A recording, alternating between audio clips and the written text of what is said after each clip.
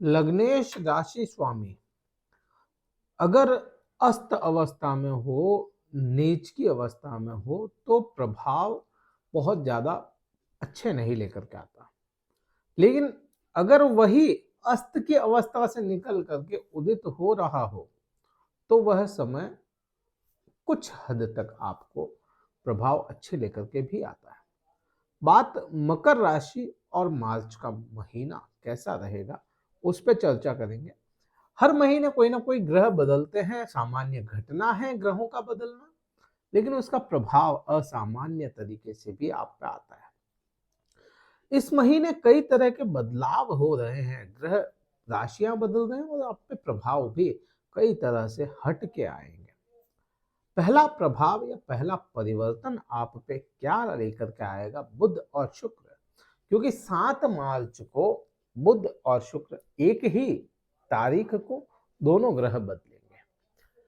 बुध ग्रह की बात करेंगे तो बुध ग्रह मीन राशि में कुंभ राशि से परिवर्तित होकर के चले जाएंगे और राहु के साथ रहेंगे। अब राहु के साथ में पराक्रम भाव में, क्योंकि पराक्रम भाव मीन राशि होती है और मीन राशि में आपके खुद भाग्येश राहु के साथ चले गए, तो यहाँ पे राहु और भाग्य का कॉम्बिनेशन देखोगे, राहु और भाग्येश बुध का कॉम्बिनेशन देखोगे, तो यह बहुत अच्छा कॉम्बिनेशन माना जा सकता है। क्योंकि बुध और राहु दोनों ही जब इकट्ठे होंगे तो प्रभाव भी अच्छे लेकर के आएंगे। पराक्रम भाव है, ये सोशल लाइफ का भाव है, दिखावा दुनिया में कैसा करना है। क्योंकि आज के समय में सीरत की कोई वैल्यू नहीं है, सूरत की वैल्यू है।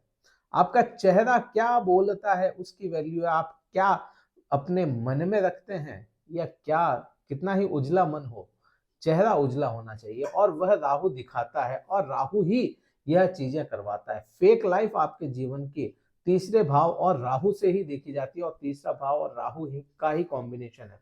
बुद्धि का कॉम्बिनेशन बुध के साथ में बन गया तो सोशल लाइफ और आपकी फेक लाइफ पूरी जैसा आप दिखाना चाहते हैं वह दिखाएगा, जब यह बुध ग्रह राहु के साथ चला जाएगा।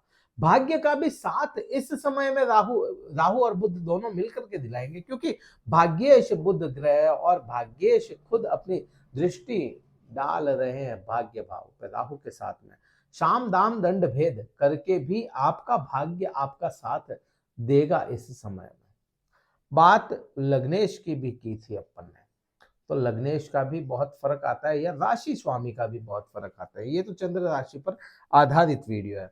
अगला परिवर्तन 7 मार्च को ही शुक्र ग्रह का। शुक्र ग्रह आपके क्या हो जाते हैं, पंचम भाव के स्वामी। अब पंचम भाव का स्वामी आपके, सीधी सी बात है, द्वितीय भाव में चला जाएगा, आपके राशि स्वामी के साथ चला जाएगा, जहां पे सूर्य बैठे हैं। नो डाउट आपका राशि स्वामी इस समय में अस्त रहेगा, 16 तारीख तक रहेगा। उसके बाद तो यह प्रभाव लाएगा ही सही, लेकिन पंचमेश उसके साथ में जा रहा है। पंचमेश वो ग्रह होता है जो हमेशा आपको अच्छे रिजल्ट लाने की कोशिश भी करता है, और शनि के साथ में हो गया तो यहाँ पर आप देखें, आपके पंचम भाव की वजह से आपकी वाणी में ऐश्वर्य झलकेगा।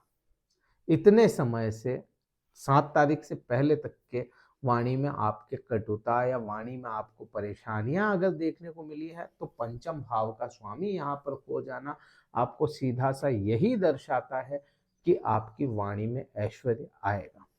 पिता या पैतृक संपत्ति का भी यहाँ पे कुछ योग बनता हुआ दिखता है। पिता से मिलने वाली चीजें आपको मिलती हुई नजर आए। यहां से अगर आप देखिए, पंचम भाव है, पंचम इष्ट ग्रह होता है, और आपके इष्ट देवता, इष्ट देवी, कुल देवता, कुल देवी की आराधना का यह समय रहेगा 7 तारीख के बाद से ही पूरा ही महीना। क्योंकि द्वितीय भाव से आप अपने कुल देवता, कुल देवी को देखते हैं।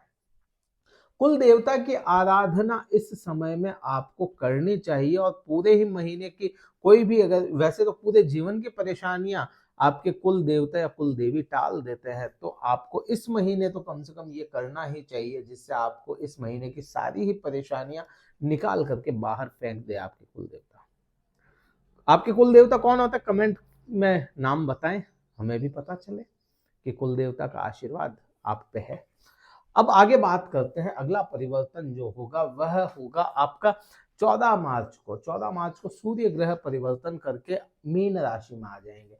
यहाँ सूर्य ग्रह का प्रभाव, और यहाँ पे कहें कि आपके दुखों का स्वामी हो जाता, अष्टम भाव का स्वामी अगर खुद ग्रहण की चपेट में आ गया तो अष्टम भाव के जितने प्रभाव थे उनको कम कर देगा। अष्टम भाव सीधा सा समझ में यही है कि आपके जीवन के पेन, दुख, दर्द, 8वां भाव है और सूर्य है। अब इतने समय तक सूर्य आपके राशि स्वामी को अस्त करके बैठा और खुद के हाउस को देख रहा था, तो पिछला महीना तो हो सकता है फरवरी का आपका बहुत अच्छा नहीं गया हो, लेकिन यहाँ पर ये जो समय रहेगा जहाँ पे राहु की वजह से सूर्य ग्रहण में रहेगा या सूर्य बिल्कुल खराब रहेगा, सूर्य बंधा पड़ा रहेगा, इसको ये शब्द अच्छा रहेगा कि सूर्य बंधा पड़ा रहेगा पूरे 1 महीने के लिए, तो वह समय आपके सभी दुख दर्दों को कम कर देगा। यात्राएं, छोटी मोटी यात्राएं, बड़ी यात्राएं, यह सभी यहाँ से देखने को मिलेगी और यहाँ से आपके ससुराल पक्ष को भी अच्छा, या ससुराल पक्ष से आपको अच्छा सपोर्ट मिलता हुआ नजर आएगा। गुप्त शत्रुओं पे विजय का समय रहेगा आपके। यहाँ से आप देखें तो आपके नींद की अगर किसी को परेशानी थी, माइग्रेन की परेशानी थी, सिर दर्द की परेशानी थी, तो वह सभी कम हो जाएगी।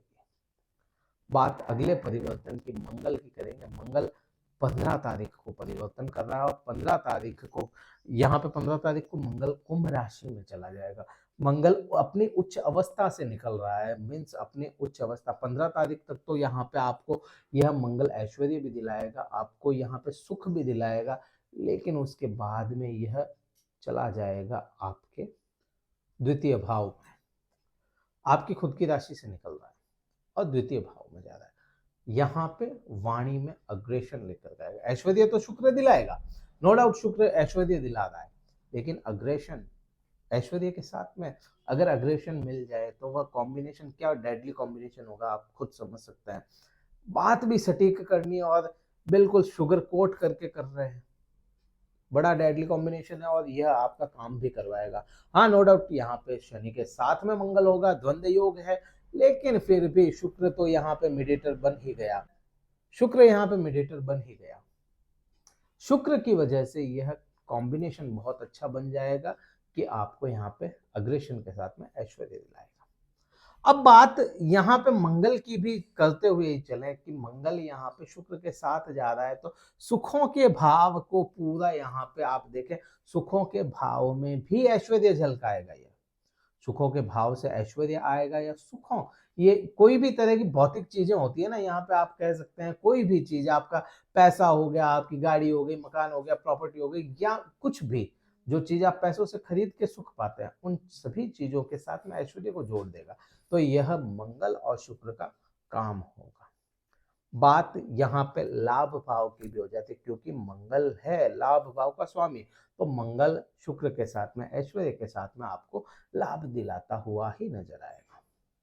अगला परिवर्तन जो होगा वह बुध ग्रह का होगा। बुध ग्रह आपके सुख भाव में खुद आ जाएंगे और आपके भाग्य भाव का स्वामी बुध सुख भाव में आ रहा है, गुरु के साथ आ रहा है। गुरु आपके लिए बहुत अच्छे, बृहस्पति आपके लिए बहुत अच्छे ग्रह नहीं है, फिर भी भाग्येश अगर उसके साथ में है तो कहीं ना कहीं उसको दबाते हुए ही नजर आएंगे बृहस्पति को, और आपको सुखों में बढ़ोतरियां करवाएंगे, कर्म क्षेत्र में बढ़ोतरियां करवाएंगे, भाग्य की बढ़ोतरियां करवाएंगे। तो ये इस प्रकार से पूरा ही महीने का वृतांत रहेगा। अगर कुछ प्रभाव नहीं आ रहा है तो आप अपने इष्ट ग्रह को, अपने कुल देवता की आराधना करें, आप अपने लग्नेश की, राशि स्वामी की आराधना करें। जैसे शनि है तो शनि की आप बीज मंत्र रात्रि समय में जाप कर सकते हैं, तो वह भी आप पे अच्छा प्रभाव लेकर के आएंगे। आप अपने भाग्य से परेशान हो रहे हैं तो बुध की आराधना करें, भगवान गणेश की आराधना करें। आप अगर अपने इष्ट से, अपने प्रेम संबंधों से परेशान हो रहे हैं, प्रेमी जोड़े परेशान हो रहे हैं, तो आप माँ लक्ष्मी की आराधना करें। इस वीडियो में इतना ही था। कहीं वीडियो अच्छा लगा और लाइक कीजिएगा, शेयर कीजिएगा, सब्सक्राइब जरूर कीजिएगा चैनल को। कुंडली विश्लेषण करवाना चाहते हैं पर्सनल, तो आप व्हाट्सएप मैसेज करके अपना स्लॉट बुक करवा के बात कर सकते हैं। इस वीडियो में इतना ही था। जय हिंद, वंदे मातरम, भारत माता की जय।